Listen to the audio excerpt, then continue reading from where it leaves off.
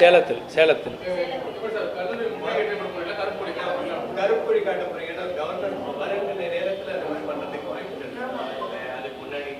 அங்கே கண்டன ஆர்ப்பாட்டம் நடத்தப்பட இருக்கிறது. மாணவர்கள் அமைப்புகள், தமிழ்நாட்டில் இருக்கக்கூடிய எஸ்எஃப்ஐ, திராவிட முன்னேற்ற கழகம், திராவிடர் கழகம், அதே போல் மதிமுகவினுடைய மறுமலர்ச்சி மாணவர் கழகம், விசிகாவினுடைய அமைப்பு, அதே போல் மனிதநேய மக்கள் கட்சியினுடைய, முஸ்லீம் லீக்கினுடைய, இன்னும் கிராமப்புற மாணவர்கள் அமைப்பு என்று சொல்லக்கூடிய அமைப்புகள், பல்வேறு அமைப்புகள் கொண்டு இருக்கக்கூடிய இங்கே இருக்கக்கூடிய அமைப்புகள், சமூக நீதி மாணவர் இயக்கம், மாணவர் இந்தியா, அனைத்து இந்திய கிராமப்புற மாணவர் சங்கம், திராவிட இயக்க தமிழர் பேரவையினுடைய மாணவர் அணி, தமிழ்நாடு மாணவர் முன்னணி டிஎஸ்எஃப் ஆகிய அமைப்புகள் ஒன்று கூடி அங்கே ஆர்ப்பாட்டம் நடத்துகிறோம். ஆளுநரை கண்டித்து ஆர்ப்பாட்டம் பல்கலைக்கழகம் அருகே.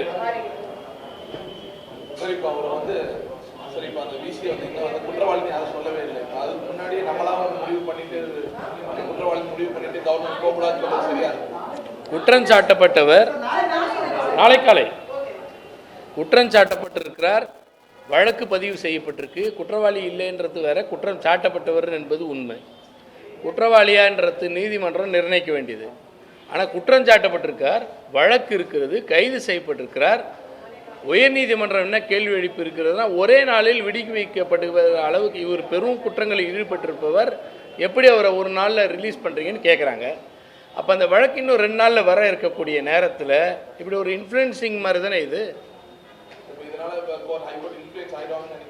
நான் சொல்கிறது, எந்த வகையிலுமே எதையுமே நிர்பந்திப்பதோ அல்லது திசை திருப்பதில் கூட ஏற்படக்கூடாதுல்ல.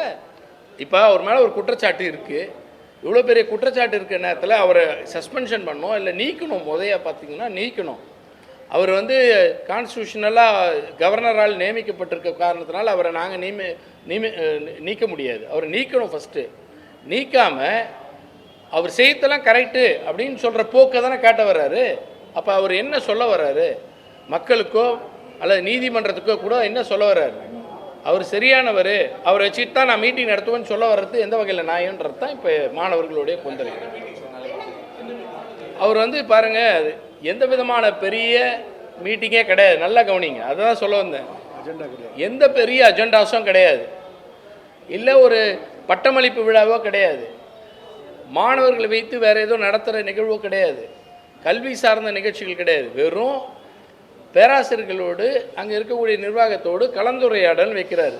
ஜஸ்ட்டு அது என்னென்னா, இந்த சூழலில் இப்போ அவர் அங்கே போகணும் அப்படின்னு ஆதரவு தெரிவிக்கணுன்ற மாதிரி சூழலுக்காகவே அவர் போகிறார்ன்றது தான் இங்கே காரணம். ஏன்னா அவர் மேலே ஒரு மிகப்பெரிய இவ்வளோ பெரிய குற்றச்சாட்டு வந்திருக்கு. அவர் ஒரு தனி அறக்கட்டளையை அவருக்கு சொந்தமான பெயரில் அறக்கட்டளையை உருவாக்கி, அந்த அறக்கட்டளைக்கும் பல்கலைக்கழகத்தில் உள்ள துறைகளுக்கும் ஒரு ஒப்பந்தங்களை ஏற்படுத்தி அது மூலமாக பிஸ்னஸ் பண்ணுறதுக்குன்னு ஒன்று ஏற்படுத்துகிறாரு. இது டைரக்ட் அலிகேஷன். இது நேரடியாக போகிறார். ஆமாம், அப்படி தான் சொல்லப்பட்டிருக்கு. அதான் நம்ம செய்தியாளர்களுக்கே கூட அவங்க டைரெக்டாக கொடுக்காம போகிறாங்க. அப்பயே தெரியும் இது ஒரு அவசர கதியில் அவசரமாக அவர் தன்னுடைய பேர் ஆதரவை காட்டுவதற்காக, விசிக்கு காட்டுவதற்காக செல்கிறார் என்பது தான் நீங்கள் கண்டனத்துக்குரிய.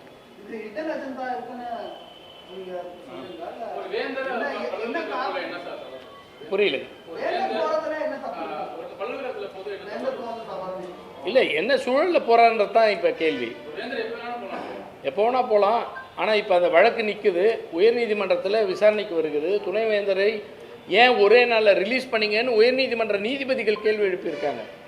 அப்போ இஎஸ்பின் அலேஜ்டு அவர் குற்றம் சாட்டப்பட்டவருடைய தலைமையில் ஒரு கூட்டத்தை நடத்துவதற்காக இந்த மாதிரி ஒரு சூழலில் அவர் மேலே நடவடிக்கை எடுக்கணுன்றது தான் இப்போ இருக்குது பெண்டிங். அங்கே நடவடிக்கை எடுக்கணும்னு கேள்வி எழுகிறது. அங்கே மாணவர்கள் அதிக கேள்வி எழுப்புகிறார்கள். அந்த நேரத்தில் அவர் தலைமையிலே அந்த கூட்டத்தை நடத்துவேன்னு போகிறது எந்த வகையான ஒரு முறை அப்படின்றது தான் இப்போ கேள்வி. அதனால தான் அது தவறுன்னு சொல்கிறோம். ரெண்டாவது, வேறு எந்த மெயின் அஜெண்டாஸோ கிடையாது. எந்த நேரத்துலையும் போகலான்றது வேறு. அவர் அப்படி போகிறது இன்னும் கூட வேறு எதனா பல்கலைக்கழகத்தை போய் பார்க்கலாம். அவர் தான் ஏற்கனவே போய் பார்க்குறவர். அந்த மாதிரி சம்மந்தமே இல்லாமல் போய் பேசிட்டு வர மாதிரி போயிட்டு வரட்டும். அது என்ன, பெரியார் பல்கலைக்கழகத்தை இன்னும் ஒரு நாளில் போய் வரணும்னு அவசரம். அப்போ இதுக்குள்ள ஏதோ உள்நோக்கம் இருக்குன்றது தான் கருதப்படுகிறது. சமீப காலமாக வந்து துணைவேந்தர்கள் நிறைய வந்து சமூக நீதிக்கு எதிராகவும் அதே போல பெரியார் எதிராகவும் பெரியார் மாதிரியே கருத்துருக்காங்க. அது வந்து திமுக சார்பில் ஒரு பலமான ஒரு எதிர்கல்வி இல்லாத ஒரு சூழ்நிலை. திமுகவினுடைய அரசு தொடர்ந்து வந்து இது போன்ற விஷயங்களை எதிர்த்து கொண்டு இருக்கிறோம் நாங்கள் கட்சியின் பேரில். இது இல்லாமல் இன்னொரு முக்கியமான விஷயம், இந்த ஆளுநர்கள் மூலமாக நியமிக்கப்படுவதுன்னு தான், ஆளுநர் மூலமாக துணைவேந்தர்கள் நியமிக்கப்படுதல் என்பதென்ற முறையைத்தான் மாற்றி அமைக்க வேண்டும் என்பதற்காகத்தான் நாங்கள் சட்டம் இயற்றி அனுப்பி வைக்கப்பட்டதை நிலுவில் வைத்திருந்ததெல்லாம் உங்களுக்கு எல்லாருக்குமே தெரியும். ஏன் அப்படின்னா இது போன்ற விஷயங்கள் தான் இந்த சமீபத்தில் ஏற்படுத்தியிருக்காங்க. கடந்த 5 ஆண்டு ஆட்சி, அதிமுக ஆட்சி ஏற்பட்ட போது தான் இது போன்ற பிரச்சனைகளே எழுந்தது. அதுக்கு முன்னாடிலாம் கூட கிடையாது.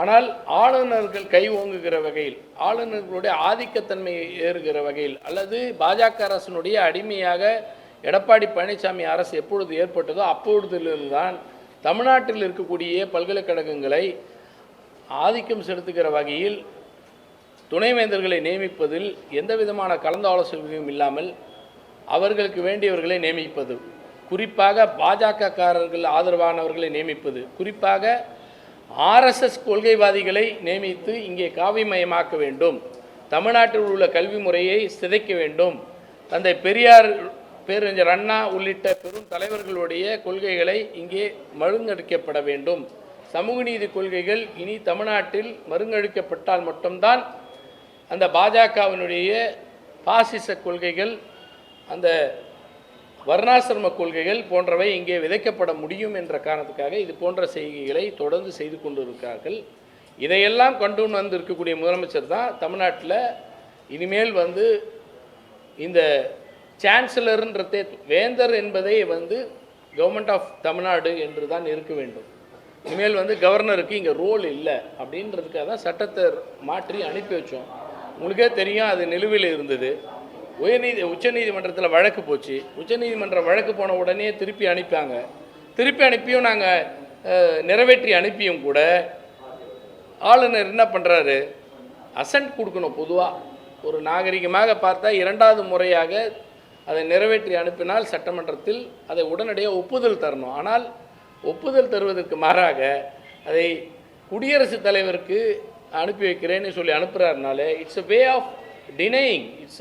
இது ஒரு வகையான நிராகரிப்பதற்காக, தள்ளி போடுவதற்காக இப்படி ஒரு திட்டமிட்டு செய்கிற ஒரு செய்கையாகவே தான் இதை பார்க்க முடிகிறது. எனவே தான் இந்த போக்கு தமிழ்நாட்டில் இப்பொழுது அங்கே ஒவ்வொரு பல்கலைக்கழகத்திலும் துணைவேந்தர்கள் மூலமாக எழுங்கிறது என்பதை உங்களுக்கு தெரியும்.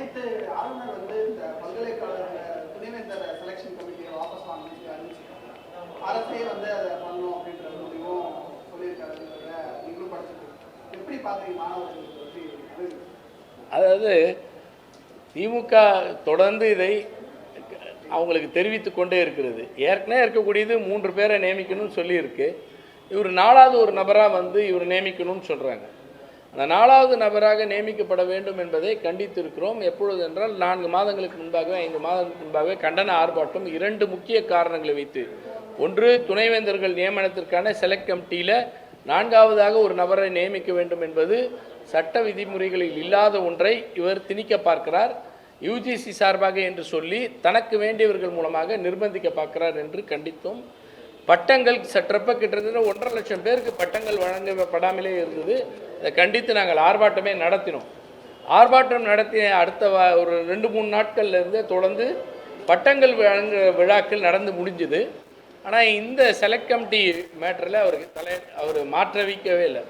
ஆனால் நீதிமன்ற வழக்கு வந்த பிறகு நீதிமன்றத்தில் இதை பற்றி கேள்வி எழுப்பப்பட்டது. ஆளுநரோட ரோல் என்னவோ அந்த லிமிட்டை கிராஸ் பண்ணாமல் பண்ணுங்கன்னு சொல்லி அவங்களுக்கு அறிவுறுத்தப்பட்டது. அந்த அறிவுறுத்தலை அவர்கள் புரிஞ்சுக்கிட்டாங்க. இனிமேல் வந்து இது தவறான ஒன்றாகிவிடும் அவருக்கு தெரியவே தான் அதை திருப்பி அனுப்பியிருக்காங்க.